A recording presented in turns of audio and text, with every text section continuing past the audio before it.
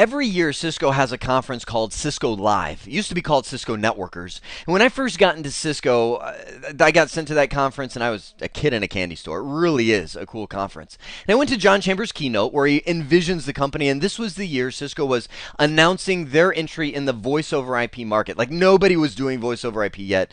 And he said, people ask us, why are we getting into this market? And John Chambers is saying this on the stage. And he said, well, frankly, money. And everybody laughed, but I'm sure he was serious. But he said, Cisco makes network devices that run for years. He said, we have customers that haven't replaced our network equipment for a decade or more. And he said, that's great from a track record, like we make good equipment. However, it's not so good for money coming into our organization. And he said, voice over IP gives us the requirement to replace every network device in an organization. And he's absolutely right. When we look at Cisco switches, they will need to be upgraded in order to support voice over IP. There's 3 key requirements, 2 of which we're going to focus on heavy in the series: voice VLANs, quality of service, and power over Ethernet. Voice VLANs is the ability to separate the phone traffic from the computer traffic, even though they're connected to the same switch port.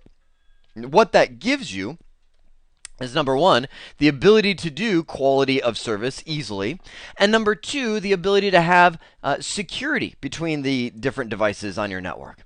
Now, quality of service is a big topic, but really boils down to one simple goal. And that is the ability to treat network traffic unequally. Not all network traffic is created equal. And this gives us the ability to say, okay, well, on my network, voice over IP perhaps has priority number 1, followed by Citrix traffic, and followed by web traffic. So if we've got maybe, let's say, a T1 line, which is 1.5 megabits per second, we provision that much bandwidth as guarantees. Like, all the rest can fight for whatever's left over, but you know what? I guarantee that voice gets this, Citrix gets that, and web gets it. And matter of fact, voice is going to get it first before anybody else, because that's the most delay sensitive traffic that we've got. That's all quality of service is.